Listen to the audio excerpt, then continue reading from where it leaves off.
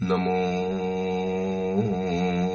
वरियन्ताणं नमो सिद्धाणं नमो आयर्याणं नमो वज्रायाणं नमो लोये सौवसावुणम् एषो पंच नमुकारो सौव पावपणासनो मंगलाहानं च सव्वेसी बडमम वै मंगलम् मंगलम भगवान वीरो मंगलम गौतम प्रभु मंगलम स्थूलभद्राद्या जैन धर्मोस्तु मंगलम। શાશ્વત ગિરિરાજ શત્રુંજય તીર્થની ભવ્ય ભૂમિ ઉપર શત્રુંજય તીર્થની એકદમ નજીકની અંદરમાં રહેલી ધર્મશાળા મેવાડ ભવન અને સતત શત્રુંજયના દર્શન થતા જાય એ રીતે આ પ્રવચન થઈ રહેલા છે. બસ હું બોલું છું અને મારી આંખ સામે શત્રુંજય તીર્થાધિરાજ એનો એક ભવ્ય આકાર જાણે કે ગજરાજ, મોટો ગજરાજ જાણે કે બેસીને બેઠેલા હોય એવો અદભુત દેદાર દેખાય છે. આ એ શાશ્વત ગિરિરાજ છે કે જેની ઉપર આ દાદા આદિનાથ 99 પૂર્વવાર પધારેલા છે. પ્રભુએ આ ભૂમિની અંદરમાં શું એવું જોઈ લીધું હશે, પ્રભુને આ ભૂમિની અંદરમાં શું એવો જાદુ દેખાયો હશે કે સૌરાષ્ટ્રની આ ભૂમિ ઉપર પ્રભુનો જન્મ થયો તો છેક અયોધ્યા નગરીની અંદરમાં, અને છેક અયોધ્યા નગરીથી પરમાત્મા આ ધરતીને પાવન કરવા માટે, આ પર્વતની મહત્તા વધારવા માટે આ તીર્થાધિરાજ શાશ્વત ગિરિરાજ શત્રુંજય તીર્થનો એક મહિમા લોકોની સમક્ષ પ્રકટ કરવા માટે. અને આમ પણ કહેવાય છે ને કે કોઈક વીઆઈપી વ્યક્તિ એક ચીજને પોતાના હાથમાં પકડે અથવા તો પોતાના ટી શર્ટ ઉપર એ વસ્તુનું પિક્ચર કે એનું સિમ્બોલ રાખે અને એ ચીજ કેટલી એકદમ બજારની અંદરમાં ફટાફટ વેચાવા માંડે.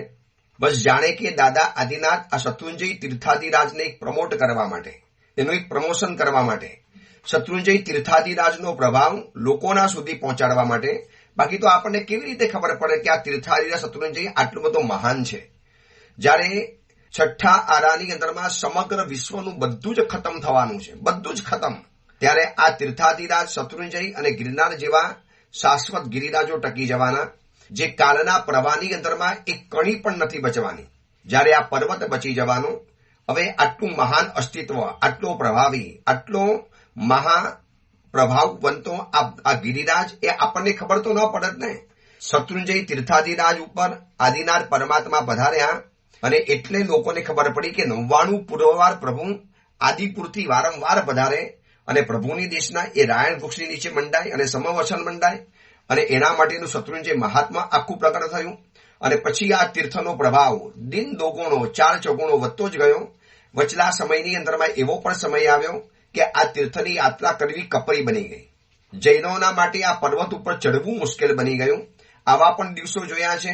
અને આજે જુઓ કેટલી આસાનીથી લોકો યાત્રા કરી શકે છે. રોજ યાત્રા કરું છું અને હું જોઉં છું, દિલ હરખાય છે. નાના છોકરાઓથી લગાવી અને 80 વર્ષના, 85 વર્ષના, 90 વર્ષના પણ દાદા દાદીઓ ચડતા જોયા છે. હું પૂછું કે ચડાય છે? ગુરુદેવ ચડાય, ના કેમ ચડી શકાય? દાદા બેઠેલા છે ને, બધું જ અમને કરાવી દેશે. જેને બાયપાસ ઓપરેશન કરવાનું ડોક્ટરે કહી દીધું છે એવી વ્યક્તિઓ પણ આ ચડીને યાત્રા કરવા જાય છે. શું આ શ્રદ્ધા લોકોના મગજની અંદરમાં છે? એકલું જોવો ને ભક્તિ ભર્યું વાતાવરણ જોવા માટે મળે. કોઈ દાદાને જોઈને પાગલ બની જાય, કોઈ આંખમાંથી આંસુ સારે, કોઈ કાલી ઘેલી ભાષામાં વાતો કરે, કોઈ જેવા આવડે એવા સ્વરની અંદરમાં, એવા સુરની અંદરમાં ગીતો ગાતા જાય, સ્તવનો ગાતા જાય, જાત જાતની પ્રભુની સાથે બસ જાણે ભક્તિની એક મંદત જામતી જાય. પ્રભુને જસ રીઝવવા છે, આદિનાથ પરમાત્માને, આદિનાથ પ્રભુને રીઝવી અને બસ જાણે દરેક વ્યક્તિને પોતાના કર્મોનો ક્ષય કરી દેવો છે. અનંતા જીવો કાંકરે કાંકરે મોક્ષની અંદરમાં ગયા છે, તો અમે કેમ ના ગયા? બસ હવે જવું જ છે અમારે, આવો સંકલ્પ સાથે. એટલે શત્રુંજય તીર્થાધિરાજનું ઉપરનું જે ભવ્ય વાતાવરણ, ભક્તિમય વાતાવરણ, શ્રદ્ધામય વાતાવરણ જોઈએ, દિલ ખુશ થઈ જાય. પણ કેટલાક પાછા એવા પ્રસંગો જોવા માટે મળે છે દિલ થોડું ખાટું પણ થઈ જાય કે આપણું તીર્થ છે, આપણે એની ઉપર બધું જ કરીએ છીએ, આપણા આટલા મંદિરો છે. આ તીર્થાધિરાજના કારણે તો આ સૌરાષ્ટ્રની આવક કેટલી બધી વધી જાય છે. એમાં પાલીતાણા ગામના મ્યુનિસિપાલિટી વાળા કેટલું બધું કમાતા હશે. આટલી બધી ધર્મશાળાઓ, આટલા ઉદ્યાન, આટલા છરીપાલી સંઘો, આટલી 99 સમર વેકેશનની અને શિયાળાની ઉદ્યાન, જ્યારે પણ જોવો ત્યારે બેન્ડ વાજા સતત ચાલુ ને ચાલુ જ હોય શત્રુંજય તીર્થાધિરાજમાં. સતત તમારા કાનની અંદરમાં કોઈ પણ ખૂણાથી આવા મંગલ વાજિંત્રના અવાજો આવતા જ જાય. ગામ ગામના દેશ દેશાવરના લાખો યાત્રિકો જ્યારે અહીંયા ઠલવાતા હોય છે અને આ તીર્થાધિરાજના કારણે સૌરાષ્ટ્રને અને આ ગુજરાતના રાજ્યને અને ખાસ કરીને પાલીતાણા શહેરને કેટલી બધી આવક થતી હશે, કેટલા બધા ઇકોનોમી ફાયદા થતા હશે. છતાં પણ આટલી બધી આવક કરી આપીએ છીએ, આટલા બધા ફાયદા કરી આપીએ છીએ, છતાં પણ ક્યારેક એમ લાગે કે વ્યવસ્થાની કેવી ઉણપ છે. એક યાત્રિક હજી તળેટીમાં પહોંચ્યો નથી અને 4 કોરથી યાત્રી ડોલીવાળા એને ઘેરી વળે. આ જોઈને ક્યારેક ક્યારેક છે ને મનમાં ખુન્નસ ચડી જાય, ગુસ્સો ચડી જાય. પણ હવે કંઈક વધુ બોલવા જઈએ અને વળી પાછું કંઈક તોફાન થઈ જાય અને કંઈક ઉલટું સતું થઈ જાય. નીચું મોડું કરીને સમસમીને આમ જાત નાબર્દ અને બાયલી લાગે. આપણે કશું જ નથી કરી શકતા. હજી એક યાત્રિક હજી રિક્ષામાંથી ઉતરે છે અને એવા 4 કોરથી ઘેરી વળે, શેઠ મારી પાસે, શેઠ મારી પાસે, શેઠ મારી પાસે. અને એવી મીઠી જબાન આ લોકોની બેસાડી તો દે, પછી અડધા રસ્તે જાય એટલે જમવાનું આપવું પડશે, જમવાના પૈસા આપવાના. ઓલા કે ભાઈ ક્યાં બી વાત થઈ છે? અરે શેઠ તમે આવો, યાત્રા કરવા આવ્યો છો, નહીં કેમ આપે? અલા ભલા આપણને આપી જશે, અલા પક્કા આપણને આપીને જશે. અંદર અંદર વાતચીત કરીને ઓલાને એવા હેમરિંગ કરી નાખે કે યાત્રા કરવાનું મૂળ ખતમ થઈ જાય. રોજના એવા પ્રસંગ જોઉં છું. કેટલાક લોકો ઝઘડી પડે, આપણે સમજાય કે ભાઈ આ શાશ્વતો ગિરિરાજ છે, છોડો, આ વ્યક્તિઓ સુધરવાની નથી, આપણે સુધરવું પડશે. કારણ કે આપણે થોડા કાચા પડીએ છીએ વ્યવસ્થા કરવાની અંદરમાં. જે ગણો તે ગણો, આપણું પુણ્ય કાચું પડ્યું, આપણી વ્યવસ્થા કાચી પડી, કે આપણું શું કાચું પડ્યું છે ખબર નથી પડતી. પણ કંઈક તો ઉણપ છે આ તીર્થની અંદરમાં. જોઈએ છીએ રોજ રોજ દ્રશ્યો જોવા માટે મળે છે. જે તળેટીમાં પરમ શાંતિ હોવી જોઈએ એના બદલે સવારે 5:30-6 વાગ્યાથી કલબલાટ, ડોલીવાળાની ધમધમાટ. પછી ઓલો કે હું સામાન ઉપાડવા આવીશ, મને આમ લઈ જાઓ. ડોલીવાળા હેરાન કરે, આ બાજુ આ ત્રાસ ચાલે. वॉचमैन ने कहिए भैया आ लोगों ने समझाओ, महाराज जी कुछ भी नहीं मानते हैं, महाराज जी हमारा कुछ भी नहीं चलता है, महाराज जी हमसे भी झगड़ा हो जाता है. એટલે શું કરવું એ ખબર નથી પડતી. આનો તો એક જ રસ્તો છે કે આપણે જ મક્કમ બનીને આ તીર્થની અવ્યવસ્થા, ગેરવ્યવસ્થા અને કેટલીક જે ખામીઓ છે એને આપણે દૂર કરવી પડશે. કોઈ દૂર કરવા નહીં આવે. સમગ્ર જૈનો, હિન્દુસ્તાનના સમગ્ર જૈનો, દેશ દેશાવરના સમગ્ર જૈનો અગર એકી અવાજે, એકી સુરે, એક મતે અને એકતા બતાવી અને જો એક ઝુંબેશ ઉપાડશે ને તો જ આ તત્વો શાંત થવાના છે. વરના દિવસે દિવસે એક દાદાગીરી ગણો કે એક પાવર ગણો કે જે પણ ગણો એ વધતું જવાનું અને આપણે સમસમીને જોયા કરવાનું છે. આ તો તીર્થની રોજ યાત્રા કરું છું જોવા માટે મળે છે. 14 વર્ષે આવ્યા તો પણ એ જ હાલત, પહેલા પણ હતા ત્યારે પણ એ જ હાલત હતી. પરંતુ નીચેની વાત છોડીએ અને જેવા તળેટીમાંથી ઉપર યાત્રા કરીએ, જાણે એવા વાઇબ્રેશન્સ આવે ને બસ પગ સીધા ઉપડવા માંડે. જાણે આપણે ચાલતા નથી, કોઈક આપણને ચલાવે છે, કોઈક આપણને ઉપર ખેંચી રહ્યું છે, કોઈક આપણને આમ જાણે અદૃશ્ય એક શક્તિ આપણને ઉપર ખેંચી રહેલી હોય એવો અનુભવ થતો જાય. એવી સરસ મજાની યાત્રાના દિવસો ચાલી રહેલા છે. અને આ કુવલી માલાના પ્રવચન શત્રુંજય તીર્થાધિરાજની ગોદની અંદરમાં થયેલા. કેટલાક પ્રવચનો થયા શંખેશ્વર તીર્થમાં, કેટલાક થયા ગિરનારની ગોદની અંદરમાં, અને આ ગિરિરાજની ગોદમાં પ્રવચનો ચાલી રહેલા છે. અને આપણું પ્રવચન આપણે શરૂ કરીએ. આજથી 1245 વર્ષ પૂર્વે બનેલો પ્રવચનનો જે વિષય છે માર્ગ ભૂલેલા જીવન પથિકોની પ્રતિબોધ કથા, અને 4 પ્રસ્તાવ અને 17,000 શ્લોકોની અંદરમાં ફેલાયેલો આ કુવલી માલા નામનો ગ્રંથ. ક્રોધ, માન, માયા, લોભ અને મોહ એ આ 5 દોષોની જે પજવણી, 5 દોષોની જે પરેશાની, એમાંથી કેમ છૂટવું, કેવી રીતે બચવું, એમાંથી શું રસ્તો કાઢવો, બસ એ બધી વાતો બતાવતો આ ગ્રંથ કથા દ્વારા આપણને એક સ્ટેપ રોજ આગળ વધારે છે કે આ રીતે જીતવાની કોશિશ કરો. એક ટિપ્સ આપે છે, એક આપણને ટ્રીક શીખવાડે છે, એક આપણને રીત અને આઈડિયા બતાવે છે. અને એમ કરતા કથામાં ત્યાં સુધી પહોંચ્યા કે સંસાર ચક્રનો જે ચિત્રપટ, એના પ્રવચનો આપણે કેટલાય દિવસોથી જોઈ રહેલા છીએ. એ સંસાર ચક્રના ચિત્રપટની અંદરમાં મનુષ્ય, તિર્યંશ, નારક અને દેવ, આ 4 ગતિની બધી વાતો બતાવી દીધી. આપણે એમ માનતા હતા ને કે દેવ ગતિ તો કેટલી બધી સુખી હોય, કેટલો બધો આનંદ હોય, ત્યાં પણ તકલીફોનો કોઈ પાર નથી. અને મેં તમને ગઈકાલે કીધેલું હતું એ બતાવું છું કે દેવલોકમાં ઇન્દ્રોને પણ વિરહ કેવા સહન કરવા પડે છે. એ પણ મનુષ્યની જેમ વિરહમાં પાગલ બની જાય. એ પણ પોતાની પટરાણીનો પ્રેમની અંદરમાં એટલા આંધળા બનેલા હોય છે. એમ કહેવાય છે કે ઇન્દ્રોનું આયુષ્ય સાગરોપમની અંદરમાં હોય, સાગરોપમ પ્રમાણે હોય, અને ઇન્દ્રાણીઓનું આયુષ્ય પલ્યોપમ પ્રમાણે હોય.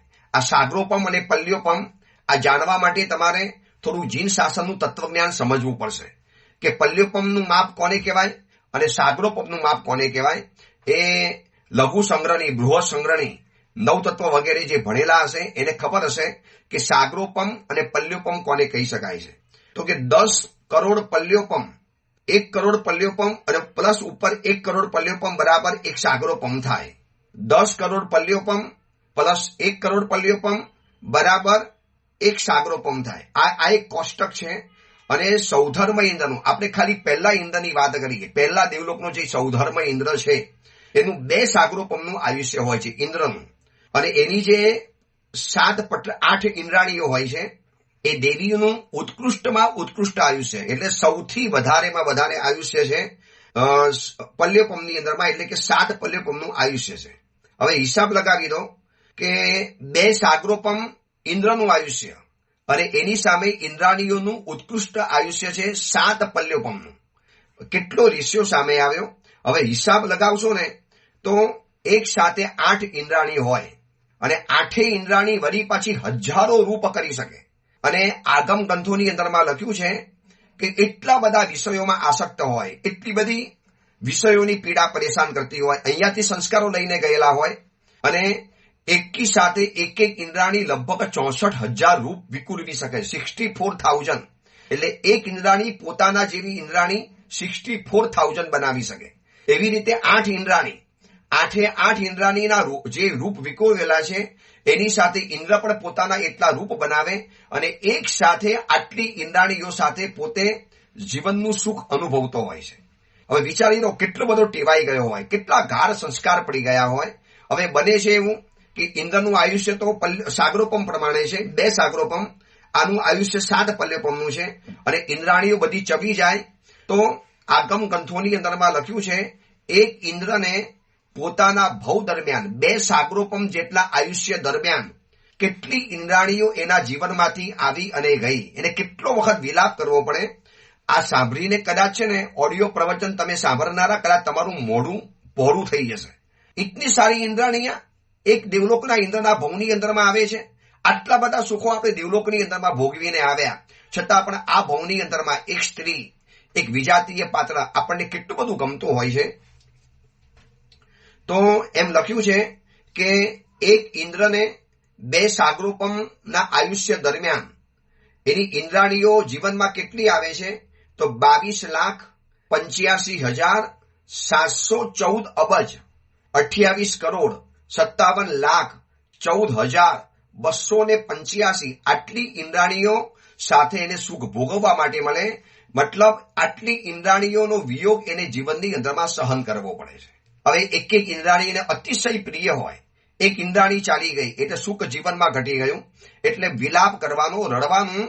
રાજકુંવર આ ચિત્રપટની અંદરમાં રાજકુંવરને ઓલા ઉપાધ્યાય સમજાવે છે અને પોતાની આખી આત્મકથા કુવલય ચંદ્ર કુંવર અને કુવલય માલાને એ જંગલમાં રહેલા સુંદરતમ મુનિવર સમજાવે છે કે મને ઉપાધ્યાય સમજાવ્યું હતું કે દેવલોકની પણ આવી એક વિયોગ ભરી દુનિયા છે, એને પણ રડવું પડે છે, એમને પણ દુઃખ અને કષ્ટ અને વિયોગને દુઃખો સહન કરવા પડે છે.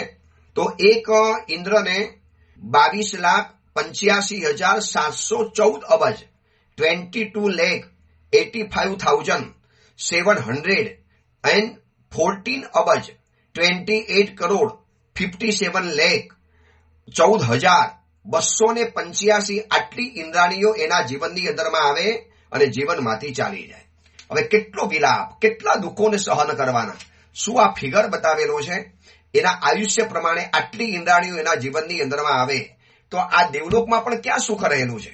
રાજકુંવર, આ સંસારમયમાં આપણે જ્યાં પણ સુખ પામવા માટે ગયા ઉપરથી દુઃખનું તિલક થયું છે, બીજું કશું જ નથી મળ્યું. અને હવે એ કુંવર, અમે દેવલોકના દ્રશ્યો તમને બતાવ્યા, મેં તમને નરકના દ્રશ્યો બતાવ્યા, મેં તમને તિર્યંજ ગતિ અને મનુષ્ય ગતિના આ સંસાર ચક્રના ચિત્રો બતાવી આપ્યા. હવે એક તમને એક નવું જગ્યા બતાવું છું જેને જ કહેવાય છે મોક્ષનું સુખ કહેવાય છે. અનંત સુખવાળું મોક્ષ સ્થાન, શાશ્વત, જ્યાં ઘડપણ નથી, જ્યાં મોત નથી, જ્યાં જન્મ નથી, જ્યાં વ્યાધિ નથી, જ્યાં મરણ નથી, જ્યાં એક પણ જાતનો પાપ વ્યાપાર નથી, સંસારી પ્રક્રિયાઓ નથી, અને જાઈ જરા મરણ શોક પણાસણસ, જ્યાં જન્મ, જાતિ, ઘડપણ, રોગ, તકલીફ, પીડા, અભાવ, ઘર, પરિવાર, આ મળ્યું, આ ન મળ્યું, મને બોલાવ્યો, મને સ્માઇલ આપ્યું, ન આપ્યું, મારી ઈચ્છા પૂરી થઈ, ન થઈ, આ બધા જ કચવાટમાંથી ટોટલી મુક્ત થઈ જવાનું. આને કહેવાય છે મોક્ષનું સુખ છે. આપણે બોલીએ છીએ ને મુથણમની અંદરમાં કે મોક્ષ કેવો છે, તો કે શિવ મયલ મરુવ મનંત મખય મવાબાહ મપૂર્ણાવિધિ, જેમાંથી ગયા પછી ક્યારે પણ પાછા નથી ભરવાનું, સતત આત્મસુખની અંદરમાં રહેવાનું, અનંત અનંત અનંત કાલ બસ પોતાના આત્મ સ્વરૂપના આનંદમાં રહેવાનું. હવે આ છે ને ઘણાને થાય કે મોક્ષમાં જઈને શું કરવાનું યાર, વહાં જાકે કુછ ભી નહીં કરને તો ટાઈમ પાસ કેમ કરવાનું. અહીંયા 1 કલાક ટાઈમ પાસ કરવો ક્યારેક ક્યારેક ભારે પડી જાય. એટલા માટે છીએ કારણ કે આપણે બંધનોમાં ઘેરાયેલા છીએ, એ લોકો સર્વથા બંધનથી મુક્ત છે. તો કુંવર આપણે એક મોક્ષનું સુખ છે. અને આ સંસાર ચક્રના પટની અંદરમાં મેં તમને બધું જ પ્રત્યક્ષ બતાવ્યું. એમાં જોઈ લો, આ પણ મોક્ષનું એક સુખ છે. સંસારવાસ પણ દુઃખદાયક બતાવ્યો, અને મોક્ષ માર્ગ પણ દુર્ગમ છે. સંસારવાસ દુઃખદાયક છે તો મોક્ષ માર્ગ દુર્ગમ છે, અને ત્યાં જવું ગમે, બધાને ગમે મોક્ષમાં જવાનું, પણ એટલો દુર્ગમ માર્ગ છે, એટલું સહન કરવું પડે, એટલા ત્યાગ તપસ્યા કરવી પડે, એટલી ઈચ્છાઓને કચડવી પડે, એટલી ઈચ્છાઓ દબાવવી પડે, તો તમે સંસારના મોક્ષના સુખને પામી શકો છો. તો આ સંસારની અંદરમાં ચિત્રપટમાં મેં તમને જે દેવલોકના સુખો બતાવ્યા, એની સામે તો મોક્ષનું સુખ તો અનંત ગણું છે, પણ એ દુર્ગમ છે. એટલે સંસાર દુઃખદાયી છે, અહીંયા બધા જ જીવો દુઃખી છે, બધા જ પ્રાણીઓ શરણ વગરના છે, કર્મની ગતિ અતિ વિષમ છે, માણસો મૂળ છે. રાજકુમાર, લોકો સ્નેહની બેડીથી જકડાયેલા છે, શરીર અસુચિમય છે, વિષયોનો ઉપયોગ અત્યંત ભયંકર છે, ચિત્ત ચપલ છે, ઇન્દ્રિયો અવરી છે, અને જીવનના સમૂહો પ્રત્યક્ષ દેખાતા દુઃખરૂપી મહાસાગરની અંદરમાં ડૂબેલા હૃદયવાળા છે. તો કુંવર ક્યાં જવાનું? ચારે કોરથી તકલીફ રહેલી છે. કેટલી તકલીફ બતાવી? સંસાર દુઃખદાયક છે, મોક્ષ માર્ગ દુર્ગમ છે, જીવો દુઃખી છે, દરેક પ્રાણીઓ અશરણ છે, શરણ વગરના છે, કર્મની ગતિ અતિ વિષમ છે. કોણ કોને શરણ આપી શકે છે? આપણે એમ કહીએ, મને મમ્મીએ આશરો આપ્યો, મને પપ્પાએ આશરો આપ્યો, મને મારા ગુરુએ આશરો આપ્યો બરોબર છે, પણ જ્યારે તકલીફ આવે છે ત્યારે માણસને એકલાએ ઉઠાવી પડે છે. એમાં કોઈ કહેતા કોઈને એકબીજાને કામ નથી લાગતું. કેટલી કરુણ વાસ્તવિકતા છે આ સંસારની. કર્મની ગતિ વિષમ છે. જ્યારે ઉદયમાં આવે છે ત્યારે તીર્થંકરોને અને ચક્રવર્તીઓને પણ એનો ચાર્જ ચૂકવવો પડતો હોય છે. માણસો મૂળ છે, લોકો સ્નેહની બેડીથી જકડાયેલા છે, શરીર અસુચિમય છે. કયું શરીર? ગંદુ ગોબરું ભરેલું શરીર છે. ગમે એટલું રૂપવાન હોય, બ્યુટીફુલ હોય, સુંદર અને ગોર્જિયસ હોય, પણ શરીર તો અસુચિથી ભરેલું છે. વિષયોનો ઉપયોગ અત્યંત ભયંકર છે, અને ચિત્ત વરી પાછું ચંચલ છે, અને ઇન્દ્રિયો તો વરી પાછી અવરી ચાલતી હોય છે, અને જીવનનો સમૂહ પ્રત્યક્ષ દેખાતા દુઃખરૂપી મહાસાગરમાં ડૂબેલા હૃદયવાળો છે. દરેકનું હૃદય, દરેકનું જીવન દુઃખરૂપી સાગરની અંદરમાં ડૂબેલું છે, અને નથી મનુષ્યોને સુખ, નથી તિર્યંચોને સુખ. આ સંસાર ચક્રના ચિત્રપટને બતાવતા એ ઉપાધ્યાય એ રાજકુંવરને બતાવે છે, અને રાજકુંવર હવે મુનિ બન્યા છે, અને મુનિ પોતાની આત્મકથા બતાવી રહેલા છે કે મને બતાવ્યું તો એ ઉપાધ્યાય કે મનુષ્યોને સુખ નથી, તિર્યંચોને સુખ નથી, દેવતાઓને સુખ નથી, વળી નરકમાં તો સુખની કલ્પના જ કરવી નકામી છે. તો માત્ર જો સુખ હોય ને તો માત્ર ને માત્ર મોક્ષ ગતિની અંદરમાં છે, બીજી કોઈ જગ્યાએ સુખ નથી. બાકી બધો સંસાર દુઃખથી ભરેલો છે. ચાહે કરોડપતિ હોય, અબજપતિ હોય, ખરબોપતિ હોય, મલ્ટીમિલિયનર હોય, મોટા દેશનો બાદશાહ હોય કે રાષ્ટ્રપતિ હોય કે વડાપ્રધાન હોય, કોઈ પણ હોય, દરેકની જિંદગી દુઃખથી ભરેલી છે. હવે આ તમને મેં ચિત્રપટ બતાવ્યો અને તમે જોઈ લીધો. આખો ચિત્રપટ તમને કેવો લાગ્યો? આ ઉપાધ્યાયે જયારે રાજકુંવરને પૂછ્યું ત્યારે એ રાજકુંવર મુનિ બનેલા એ બંને જણાને કહે છે કે ભાઈ ઉપાધ્યાય ભગવાન, આ તમે જે ચિત્રપટ તમે પોતે આ લખેલો છે, આ તમે પોતે લખેલો છે? મને લાગે છે કે તમે આ મનુષ્ય તો નથી જ, આ મનુષ્ય આવું ન બનાવી શકે. આટલો વિરાટ ચિત્રપટ, અને એના બધા ચિત્રો આટલા સુંદર, એમાંથી એક ભૂલ પણ કાઢી શકાય એમ નથી. ચિતારો છું, ચિત્રકર્મ કરું છું, હું પણ ચિત્રકર્મમાં નિષ્ણાત છું, એટલે મને ખબર પડે છે કે આમાંથી એક ભૂલ નથી કાઢી શકાતી. તમે સર્વથા મનુષ્ય નથી, આ દિવ્ય ચિત્રકર્મ છે અને આ દિવ્ય ચિત્રપટ છે. આ કોઈ મનુષ્ય ના આલેખી શકે. મનુષ્યની આટલી તાકાત પણ નથી. આટલા બધા કલર, આટલી રેખા, આટલા ચહેરાની અંદરમાં આટલી ભાવભંગીમાં, આટલા આબેહૂબ ભાવ અંદરમાંથી ઉભો કરવો. દુઃખી તો દુઃખી દેખાય, સુખી તો સુખી દેખાય. એક એક ગતિના તમે જે ચિત્રો આલેખેલા છે. ઉપાધ્યાય ભગવાન, આપ ભલે બોલો કે ન બોલો, પણ આપ આ પટના નિમિત્તે મને કોઈક બીજા કારણે તમે આવેલા લાગો છો. હોશિયાર રાજકુમાર તો સમજી ગયો કે કંઈક વાત અલગ છે. બાકી કઈ વ્યક્તિને આટલો બધો સમય હોય ચિત્રપટ બતાવવાનો? આપ મારા માટે આટલો બધો સમય કાઢો છો, મારા માટે આપ આટલી બધી મહેનત કરો છો. સાહેબ, ચિત્રપટ તો તમારો અદ્ભુત લાગ્યો. અદ્ભુત એટલે એને વર્ણન માટે મારા માટે શબ્દો નથી. હું એક જ શબ્દમાં કહી દઉં કે અવર્ણનીય. હું શબ્દ દ્વારા એનું વર્ણન નહીં કરી શકું.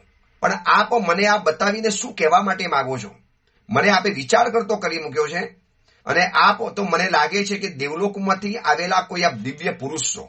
ભલે આપ બોલતા નથી, પણ કંઈક આપ દિવ્ય પુરુષ છો. અને આટલું બોલ્યા પછી એ રાજકુમારે એ ઉપાધ્યાયને કીધું કે ભલે જે હોય, આપનો ચિત્રપટ તો અવર્ણનીય છે, અદ્ભુત છે, શબ્દોથી વખાણ નહીં કરી શકું. પણ આ બીજો ચિત્રપટ શેનો છે? એ પણ એવો જ છે? એ પણ કોઈ સંસાર ચક્રનો છે? ત્યારે ઉપાધ્યાયે કીધું કે રાજકુમાર, આ ચિત્રપટ તો ઓર વધારે અદ્ભુત છે. આ જાણ્યા પછી તો તમારી જિંદગી આખી નાખી બદલાઈ જવાની. બોલો, તમે કહેતા હો તો બતાવો ને. મને તમારા ચિત્ર જોવાનું બહુ ગમે છે. તમે આ સમજાવો છો, મને બહુ ગમે છે. એટલે એ ઉપાધ્યાયે વળી પાછો હવે નવો ચિત્રપટ ખોલ્યો, બીજો ચિત્રપટ.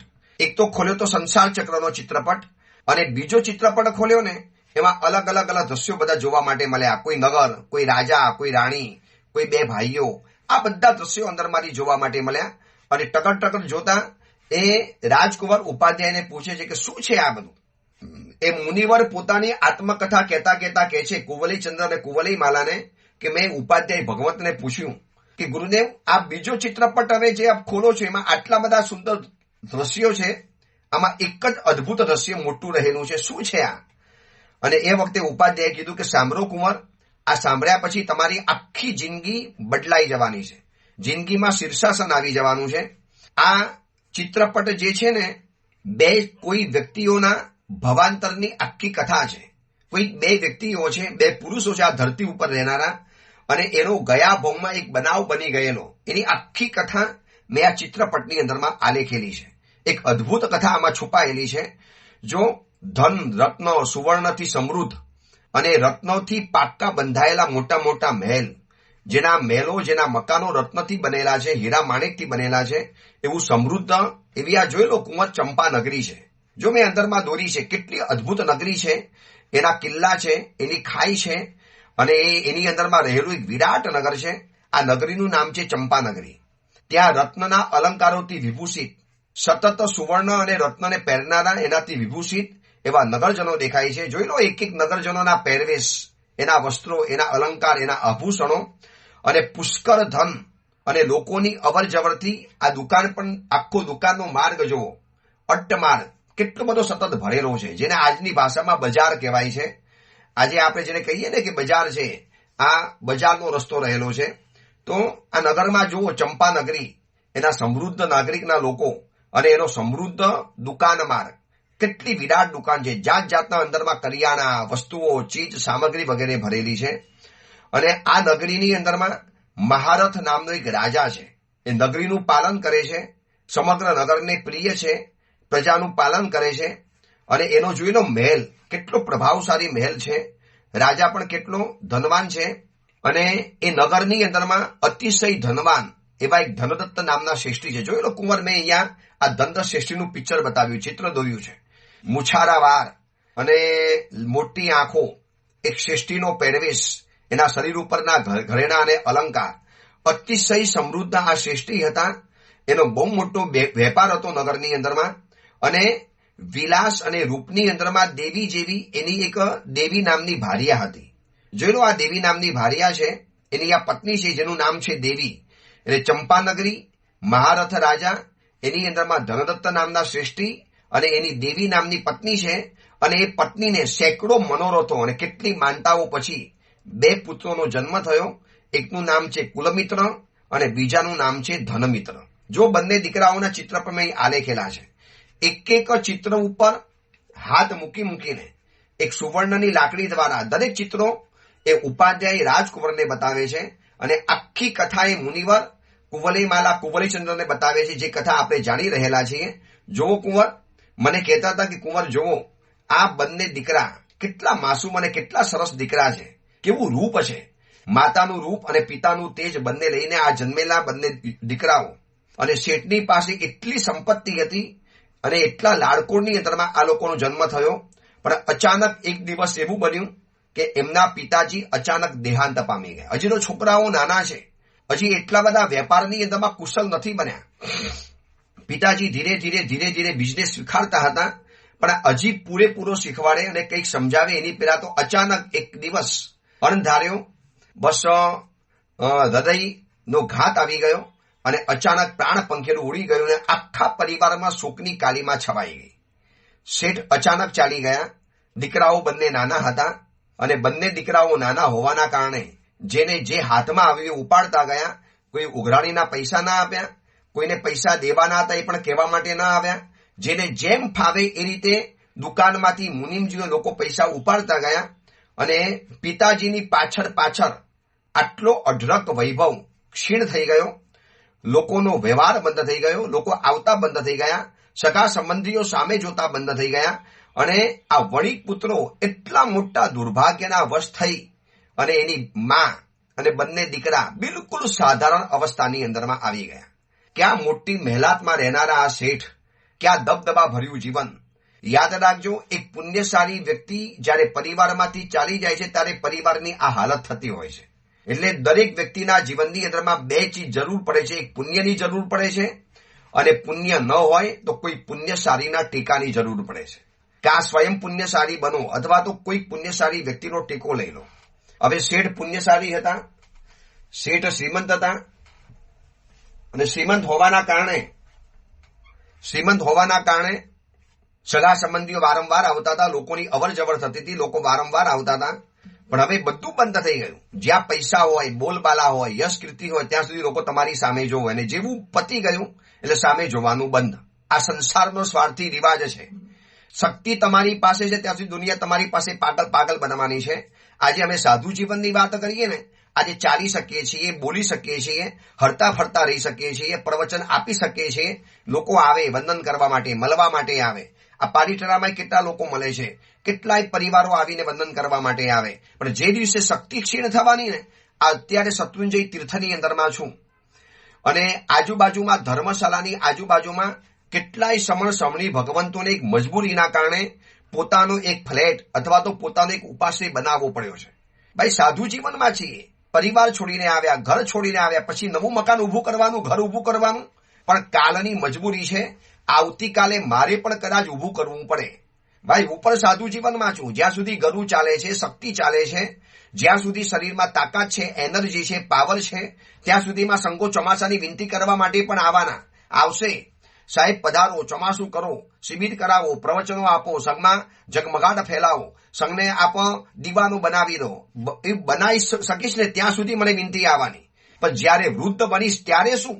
સકલ જૈન સંઘની સામે એટલો મોટો યક્ષ પ્રશ્ન અત્યારે ઉભો થયેલો છે.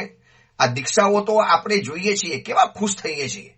કેટલી બધી યુવાન કન્યાઓ, કેટલા કોડ ભરેલા યુવાન દીકરાઓ સંયમ જીવનના માર્ગે આવે છે. કલ્પી પણ ન શકીએ એટલી સુંદર મજાની દીક્ષાઓ થાય છે, એટલી સરસ મજાની દીક્ષાઓ થાય છે. ચારેક કોર વાવા થતી જાય છે. આ શત્રુંજય તીર્થની અંદરમાં છું. કેટલાય સમણી ભગવંતોને દર્શન થાય છે ઉપર તીર્થોમાં. કેટલા યુવાન સાધુઓ, યુવાન સમણી ભગવંતો. પણ આ બધું જોતા વિચાર આવે, હમણાં તો વિહાર થાય, હમણાં તો સંઘો ચોમાસા કરાવે, હમણાં તો સંઘોની અંદરમાં જગ્યા મળે. પણ જે દિવસે ઘરડા બનીને હું એ સંઘની પાસે જઈશ ને, ભૈયા મેં તો અહીંયા 2 ચોમાસા કરેલા, તમારા સંઘમાં જયકાર કરેલો, હવે મારે સ્થિરવાસ રહેવું છે. સાહેબ સ્થિરવાસ તો નહીં રહી શકાય સાહેબ, પછી બીજા મહાત્માઓને અમારે લાવવામાં તકલીફ પડે. તો પછી ક્યાં જવાનું ઘરડા સાધુએ? એને પોતાની વ્યવસ્થા ઊભી કરી દેવાની. મજબૂરીથી દરેક સમુદાયને પોતાના સમુદાયના સાધુ સાધ્વીજીઓ વૃદ્ધ થશે એના માટે બનાવવું પડે છે. પાલીટણામાં આવ્યા પછી મને પણ વિચાર આવ્યો, ભાઈ આ બધાએ બનાવ્યા છે તો આપણે પણ એકાદ તો બનાવવું તો પડશે જ. ભવિષ્યમાં ક્યાં જઈશું? પગ જ્યારે અટકવાના, પગ જ્યારે થાકવાના. હવે પાલીટણામાં જગ્યા લેવી હોય, પાલિતાણામાં મકાન બનાવવું તો છે ને પછી વાત છે. જગ્યા લેવી હોય તો અત્યારે મુંબઈ જેવા ભાવ ચાલે છે પાલિતાણામાં તલેટી રોડ ઉપર અને આજુબાજુની અંદરમાં. જ્યાં જુઓ ત્યાં કોઈએ જગ્યા આટલા રૂપિયાની લીધી, કોઈએ આટલાની લઈ લીધી છે, કોઈએ જગ્યા લઈ રાખી છે. આ જોયા પછી મનમાં એક સવાલ ઉભો થાય, કોઈ અશ્રદ્ધા નથી, જૈન સંઘ છે, સાચવવાનો છે, સંભાળવાનો છે, પણ એના પણ નીતિ નિયમો હોય. હવે હું ઘરડો બનીને એક ઉપાસેમાં પડ્યો રહું, સંઘને કશું કામ ન લાગવાનો હોઉં, ન પ્રવચન આપી શકીશ, ન પચકાણ આપી શકીશ, ન વાસ્કેપ નાખી શકીશ, અને બીમારીના ખાટલામાં જયારે પડ્યો હોઈશ તો પછી બીજા મહાત્માઓ શું વિચારે, ભાઈ તો જગ્યા ઓછી પડે છે અને જગ્યા તો રોકાઈ ગયેલી છે, એક તો રૂમ રોકાઈ ગઈ છે, અમે ચોમાસું કેવી રીતે કરીએ?